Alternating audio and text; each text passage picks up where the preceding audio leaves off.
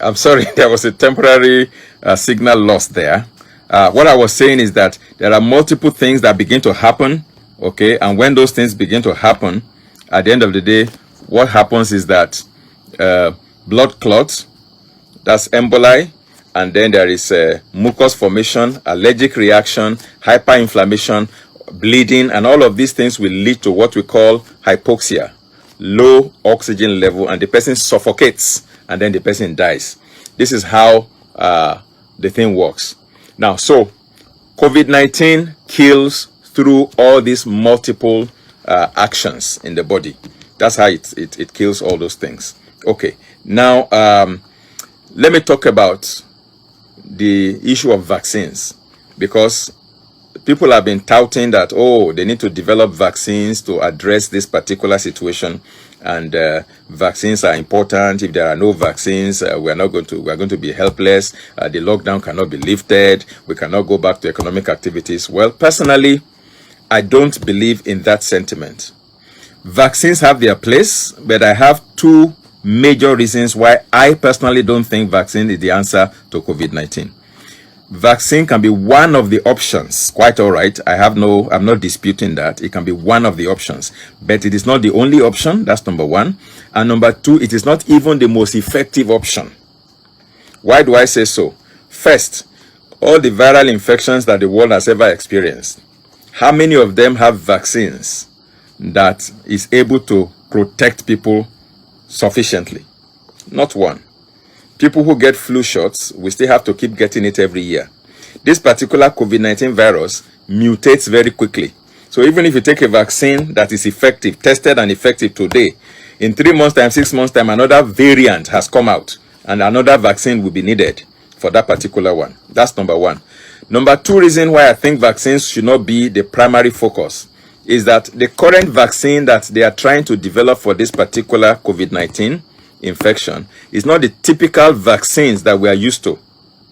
The typical vaccines that we are used to, okay, they take a virus and weaken that virus and pump it into a person's body to stimulate an immune reaction so that the body develops antibodies against that weakened virus.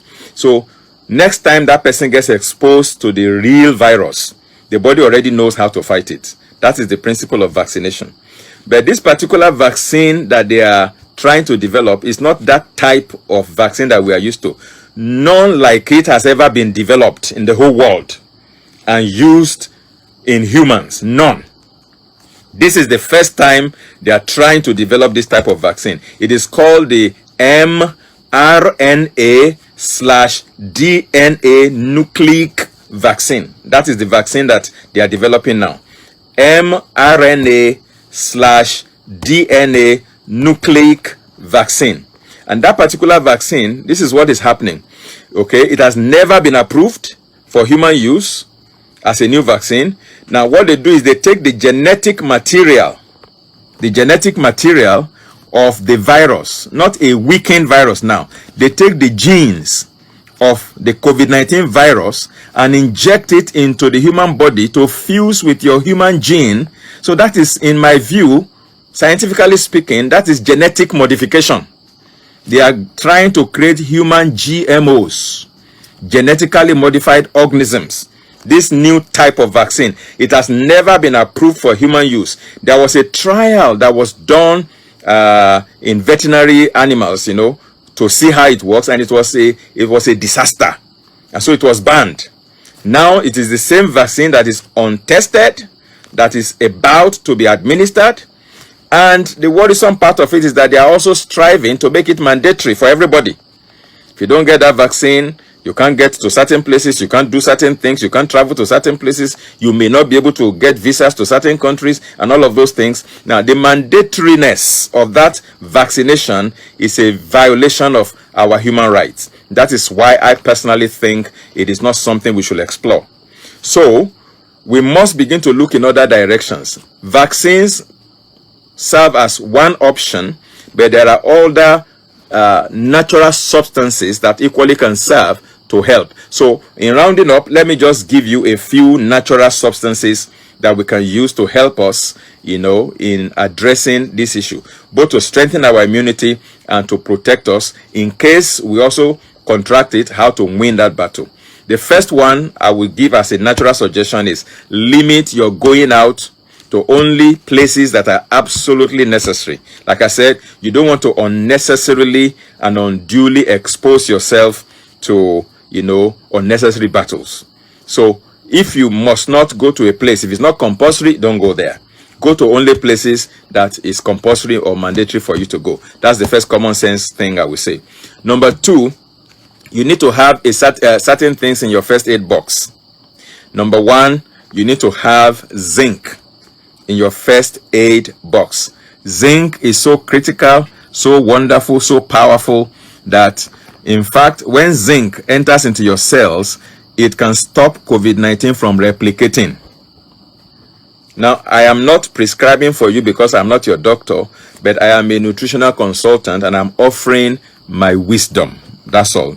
You have the human right to prescribe for yourself in case you want to use these items. And they are OTC, by the way, over the counter. You don't need prescriptions for them. You can walk into any health store or even online and place an order.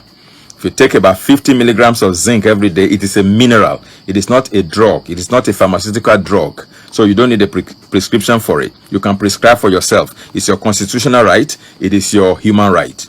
Zinc, very powerful. When zinc is used in combination with a transporter, it works even better. A transporter is something that allows zinc to go into your cell very well. It opens your cell membranes and allows zinc to go in. And that is the job that hydroxychloroquine actually does. Hydroxychloroquine helps to open up your cell membranes to allow zinc to penetrate the cells. And there are certain foods we eat that are high in zinc. Something like ginger, for example. I've seen several people who have beaten COVID-19 and they said they blended ginger with garlic, with lemon, with turmeric, with this and that, and they boiled it and drank it. Now, one of the things I have observed is that some of those substances they boil together actually are rich in zinc, particularly ginger, very rich in zinc. And the zinc in there can help to stop the replication of the virus, and it also boosts your immune system on the other hand. So it is weakening the enemy and it is strengthening your immune system so that the odds are now against the virus at the end of the day. So when they take a hydroxychloroquine, of course that one requires a prescription from a licensed medical person. Now that one is going to help to open the cell membrane, and then zinc can go in and strengthen your immunity while stopping the virus from replicating. That's how the combination works. So the first thing you need in your medicine chest or first aid box as a natural element to put you in good stead is zinc. And also eat zinc-rich foods. You can go online and Google foods that are rich in zinc, and you see a catalog of all the foods that are rich in zinc, and they will help you a lot. The second thing you need is vitamin C. Vitamin C is an antiviral vitamin. Very, very potent against all manner of viruses. The flu virus and all the other viruses. If anybody comes down with a flu, one of the things that your doctor will give you is vitamin C. Again, vitamin C is an OTC, over-the-counter medication that does not require prescription. So take a lot of vitamin C, okay? For those who have caught the infection, they can actually take like 1,000 to 2,000 milligrams every 4 hours, 8 a.m. in the morning, 12 noon in the afternoon, 4 p.m. in the evening, and then 8 p.m. in the evening, and that will keep them going. For those who are familiar with lipospheric vitamin C or liposomal vitamin C, that one even works better because of improved bioavailability. That if you can't get liposomal vitamin C, any type of vitamin C will do. You can also eat foods that are rich in vitamin C. The citruses, see, the lime, the lemon, the orange, the tangerine, all of them are rich in vitamin C. That's why when people blend the lemon juice, the lime juice with ginger, with garlic, it works fine because of the high content of zinc in ginger and the high content of vitamin C in the lemon, the lime.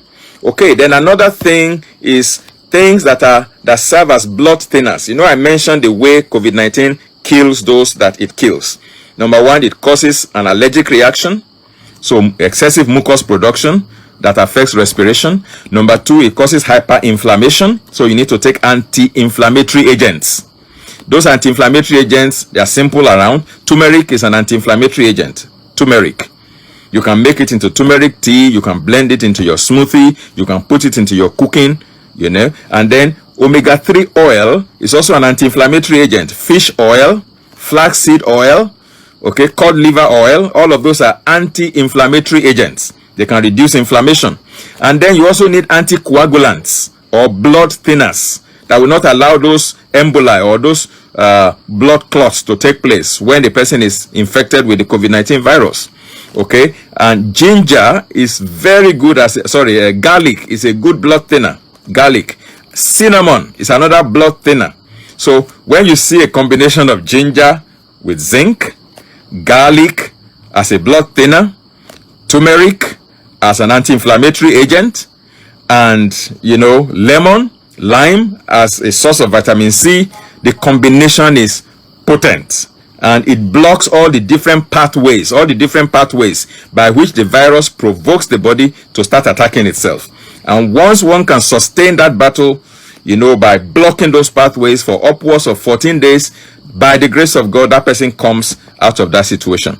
So you need zinc, you need vitamin C, you need anti-inflammatory agents like turmeric and omega-3 oil, and you need anticoagulants or blood thinners like garlic, like cinnamon, like cayenne pepper.